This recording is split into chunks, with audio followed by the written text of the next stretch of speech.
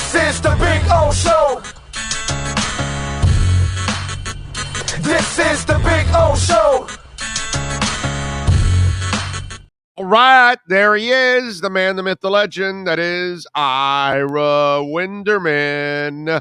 How are you doing, sir? Good morning. I am doing well. I'm like everyone else. I keep getting these teases about Victor Oladipo and Markieff Morris, and you think you're tantalizingly close. You know, it's almost like when you're dating someone and you realize tonight could be the night, so you splurge for the big restaurant meal, and then you're left with a peck on the cheek at the door, and that's it. Every time they take another step, you're going, okay, this is it. This is it. I call my editors, my desk. This could be the day. And then Eric Spoelstra says after practice, yeah, not quite yet against the Knicks tonight, but oh, it's coming. And when that happens, the roster questions you and I have been going over for weeks, I think will all come so much closer to resolution because you add Victor Oladipo, you add Markieff Morris to the mix that's already successful, you go to an entire another level. Yeah, no, I'm with you, especially with the depth. It'll definitely add. Markieff will add a little. I mean, it's. I'm not sitting here getting all excited that much about Markieff. It's nice. It adds a little depth. I think the real intrigue comes with Oladipo because again, we don't know who he's going to be, if he's going to resemble the guy that of a few years ago. I did like that, in reading the stuff that you guys are covering, I love that they're going through the process now of him beating up his body every day and see how he reacts to it. And is he fine the next day and those kind of things.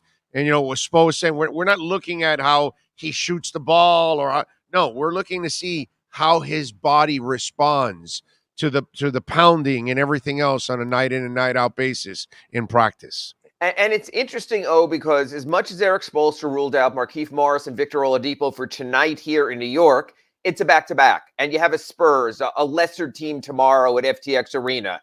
And do you want to play the Kyle Lowrys, the PJ Tucker, your older players in back-to-backs at this point of the season? Because, as I think some famous show has once quoted, winter is coming. And when you look at the schedule next week, you have the Bulls at home on Monday, at Milwaukee on Wednesday, at Brooklyn on Thursday, home to the 76ers on Saturday. You have big seeding games coming up. Matter of fact, I'm almost curious, would Eric Spoelstra throw one or both of those guys into the fire of ultimate huge seeding games? The Bulls won last night. I watched the end of that game. DeMar DeRozan against Atlanta was terrific. So Chicago's in first place now. The Heat are in second place. The Bulls aren't going anywhere. The Bulls with DeRozan and Lonzo Ball and Alex Caruso and Nikola Vucevic, they're there to stay. They're real. Monday's game is going to be huge. Then you get to Wednesday's game against Milwaukee, another seeding game. I'm curious if Eric Spoelstra would throw one or two Oladipo or Markieff Morris right directly into the fire. And I'm curious to see how that plays out. Yeah, and by the way, no Caleb and no Tyler today too, right? No, they're both back. I don't know if that got misrepresented somewhere, but they're both back. They went through practice yesterday. It's crazy. Usually, and you've seen, I tweet out the Heat injury report, and it's line after line after line. There's two names right now on the injury report. Markieff Morris, conditioning, neck out. Victor Oladipo, knee out, and that's it. And everyone else is back. So Caleb and Tyler are not going to be limited at all today at all? They went through practice yesterday. Now, you always have the old how after a full practice do you come out of it. But we're going to get back into what I really like talking about instead of injuries is the old who plays and who doesn't play and where are they going to find minutes for different players. And again, you look at it tonight. Let's go with the typical starting lineup: Adebayo, Tucker, Robinson, Butler, and Lowry. So if your first three off the bench are going to say be Hero, Dedmon, let's for argument's sake say Caleb Martin, we're going to get back into this big O kind of debate show talk with, does Gabe Vincent play? Does Max Strus play? And that's before Oladipo or Markieff Morris. It's really interesting, You and I started this back in August. That's if Duncan sucks shooting, then we will get into should those other guys be playing. And you know what? And Duncan Robinson might move into that sort of Luke Babbitt-esque role where he'll start. But 5 or 6 minutes in, if he's not a factor, he'll start the first half, he'll start the second half, you'll rotate other guys in. But right now, I just gave you a rotation possibly for tonight, top 8, where Gabe Vincent and Max Strus don't play at all, and that's without Morris, and that's without Oladipo. So I think, thankfully, we're finally going to get back to the fun stuff, the juicy bits, debating on our twice a week here, Acura Pembroke Pines reports about who plays or not on our Slomin's home security inside the paint show for a full hour on Wednesdays. All of a sudden, we're getting back to player debates. The one thing I know is Pat Riley hates injury talk, and we seem to finally be moving past injury talk. It could be incredible. You could have everyone available. Yeah, listen, for me, I don't mind when we talk about who doesn't play. It's not going to bother me if you're winning. I don't care who Right. doesn't end up playing. I love the fact that Spo now can look down at his bench, and if he has an injury, which hopefully he doesn't, or if he has foul trouble or struggling, he's going to have another option there, which is that's what's changed about this entire equation from this team, that we were like, okay, well, you're going to depend on these vets and they got to stay together and they got to stay healthy and they got to last the entire season in order for you to make it through. Now you don't need that. Now if somebody's struggling or somebody's dealing with an injury, there's an incredibly capable body or two to actually help you out. That's crazy. And now it's anybody and anyone. And as you talked about with me also, now you can go to your defensive lineup. Okay, you're up 6, 90 seconds to go. All those blown leads this year. Now you have nothing but defenders on the floor. Good to see you, Tyler. Good to see you, Duncan, but we'll catch you next game. Get out there, Vic. Get out there, Caleb Martin. Get out there, PJ Tucker. On the other hand, you're down 9 with 2 minutes to go, and you have to get the threes. Get out there, Tyler Hero. Get out there, Max Strus. You go in that direction also. You're going to have a lot of chess pieces to play with. I think the end of the rotation will be matchup-based come the playoffs. And I think then you'll be able to say, okay, we need defenders here. We're going to spend 18 fouls on James Harden. All of you guys roll out there, but don't let him get up for a 3. Don't let him get to the rim. That's where it gets interesting. So it's just really fun to watch. By the way, I get it. We get into all the nostalgia. God, the Goran Dragic thing. Miami didn't need Goran Dragic.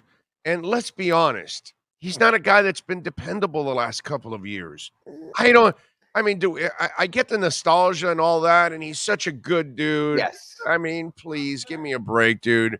That wasn't a guy you really needed. And right now, I'd rather have Gabe Vincent and Caleb Martin. And that's fine. You could have had both. There's an open roster spot, Big O. You can never have too much talent. You can never not have a moment where you could use a little bit more. So let me ask you this. You have an open roster spot right now. They're going to let Haywood Highsmith go. His 10-day expires after today. So the thought is, okay, maybe a little more depth at power forward. But if Keith Morris comes back, I think I want my depth as the next best player, regardless of position. Because, the one thing you can't, Orlando Alzugaray here on the final Friday Acura Pembroke Pines report for the month of February tell me is someone's not definitively going to get injured. So I want next man up. Look, God bless Kyle Lowry and is 35 years old and what he's done. But he could get injured. That's why Goran would have made sense. Look, that's why the Nets got Goran Dragic. They got Goran Dragic in case Kyrie Irving can't play home games or in case he wigs out even when allowed to play home games. They got Goran Dragic because what if Ben Simmons refuses to look at the basket in a Josh McRoberts-like style and just looks to pass the ball every time? You build your depth through that. So that's why I thought Goran would have been fine. Until you can tell me a 15th man, a last guy on this roster they could add, who would be better, I'm all about just get the best available talent, make it work from there. I totally understand that, but let's not make it sound that it's a huge loss. It's not. It's not. And the one thing people are telling me and Ask Ira at sunsentinel.com is you have to play defense. You have to get Goran so the Nets don't. You have to get Goran so the Bucks don't. You know what? You're ahead of both of those teams in the standings. Either you're confident in who you are and what you are, or you don't deserve to be there. You have to thump your chest a little. You have to say we're in first place, or we're half a game out of first place. We're the better team. If you don't go into a playoff series with that attitude, you get in trouble. I think that might have been the attitude they went in last season against the Milwaukee Bucks, and they got everything handed to them in 4 games. All right. Heat right now, when you look at the back-to-back like you were talking about tonight, is this one of those where you kind of pace a Kyle Lowry on a back-to-back and what's it called? Use more, because these aren't I mean, the Knicks, by the way, have a bunch of injuries themselves Yes. also. So the Knicks and the Spurs, these aren't tough teams. So you talked about that rotation, about some of the guys that can't play because it's a back-to-back night. I would imagine that he is going to use some of those guys, so you don't put all the weight of the world on the older. He's hopeful of using. You know, the one thing about Eric Spoelstra, it doesn't matter who the competition is. He tries to win the first one, worries about the second one after. You have the Right. travel coming home, probably not getting home till 2, 3 in the morning. It's a national game, ESPN as well as Bally Sports Sun. Might be a little bit longer. What they need is one of those Heat games we keep seeing. You and I are watching, and they're up 15 going into the fourth, and Jimmy is sitting, and Bam is sitting, and Kyle is sitting. And they've got to keep their goddamn butts on the bench and not let it become that 6-point game. Get back in there, Kyle. Get back in there, Jimmy. Get back in there, Bam. That's what you need. Then you can make your decision. So rather than me sitting here and saying they're going to play these guys tonight and not these guys tomorrow, I think in Eric Spoelstra's perfect world, no one plays more than 32 or 36 minutes tonight among his older players. Play as much as you need, maybe only 24 Saturday against San Antonio, get both of the W's, and then get ready for Hell Week, that schedule of Bulls, Bucks, Nets, Sixers. It's going to be fascinating. You want to be rested for that more than you want to be rested for the Knicks or rested for the Spurs. What are you working on the Sun Sentinel so folks can check you out? Just posted a story at sunsentinel.com how Kyle Lowry has made Jimmy Butler's life so much easier, that he doesn't have to be the be-all, end-all, that last season he was the point guard and the scorer and the go-to guy and the post-up guy, and just the chemistry between them. And just when you think you're about to get angry, Jimmy, and he's going to lose it, Kyle gets angry for him. So he saves the problem for Jimmy Butler. You know, and the lead of the story, the top of the story I wrote about was this. It's a very dangerous precedent in the NBA when you let the inmates rule the asylum. And the perfect example right now is the Lakers with LeBron James, where he asks for everyone to be brought in, and then he complains when everyone's brought in that he asked for. So there was a real risk when Jimmy Butler clearly went to management and said, this 35-year-old point guard is the godfather of my daughter, and I want to play with him. And there's a risk. Do you accede to your players and run that risk of getting into trouble, or do you build your team?